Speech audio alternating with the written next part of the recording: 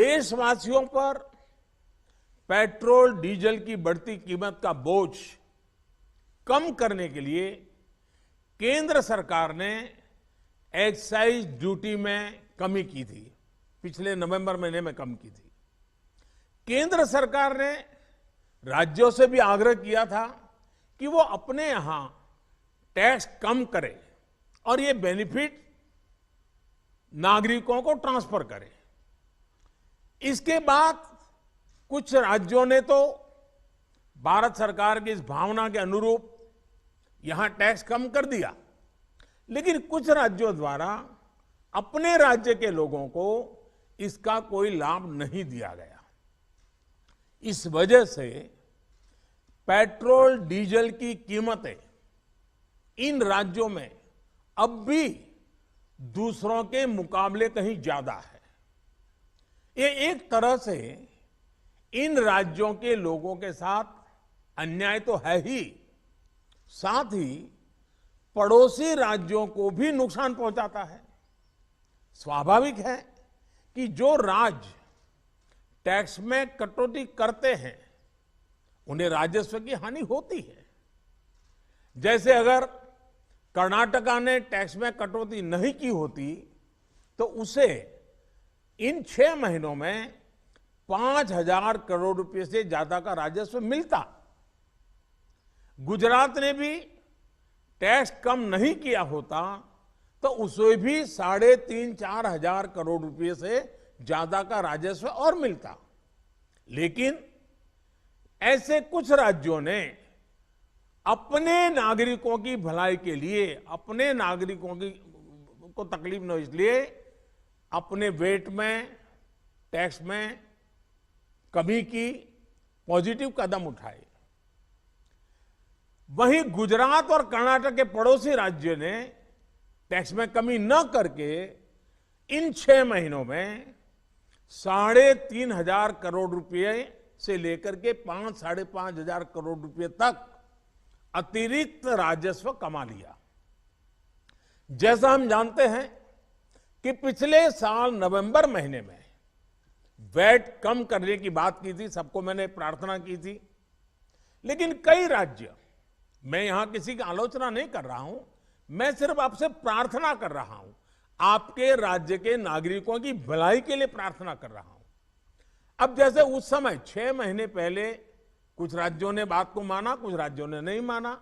अब कई राज्य जैसे महाराष्ट्र, पश्चिम बंगाल, तेलंगाना, आंध्र प्रदेश, तमिलनाडु, केरला, झारखंड, किसी न किसी कारण से उन्होंने इस बात को नहीं माना और उनके राज्य को, नागरिकों को बोझ कंटिन्यू रहा। मैं इस बात में नहीं जाऊंगा कि इस दौरान इन राज्यों ने कितना रेवेन्यू कमाया, लेकिन अब आपसे मेरी प्रार्थना है कि देश हित में आप पिछले नवंबर में जो करना था, 6 महीने डिले हो चुका है, अब भी आप अपने राज्य के नागरिकों को वैट कम करके इसका बेनिफिट पहुंचाइए। आप सब जानते हैं कि भारत सरकार के पास जो रेवेन्यू आता है उसका 42% तो राज्यों के ही पास चला जाता है।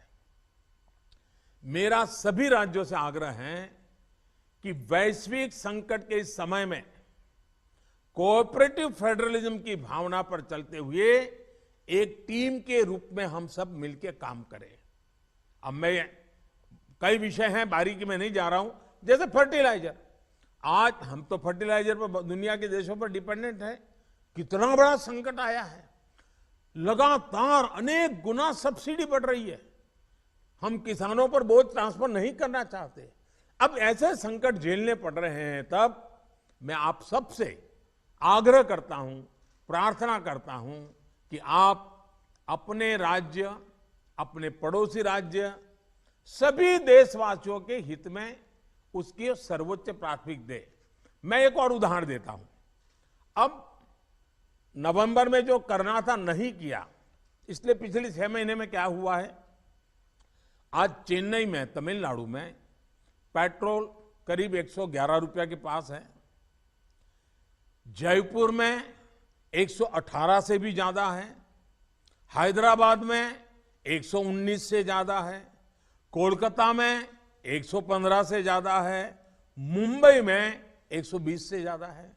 और जिन्होंने कटौती की, मुंबई के ही बगल में दीव दमन में 102 रुपया है। मुंबई में 120, बगल में दीव दमन में 102 रुपया। अब कोलकाता में 115, लखनऊ में 105, हैदराबाद में 120 करीब करीब, जम्मू में 106, जयपुर में 118, गुवाहाटी में 105, गुड़गांव में 105 है। देहरादून, छोटा राज्य हमारा उत्तराखंड, 103 रुपया है। मैं आपसे आग्रह करता हूं कि आप 6 महीने भले जो कुछ भी आपका रेवेन्यू बढ़ा आपके राज्य के काम आएगा, लेकिन अब पूरे देश में आप सहयोग कीजिए। ये मेरी आपको विशेष प्रार्थना है आज।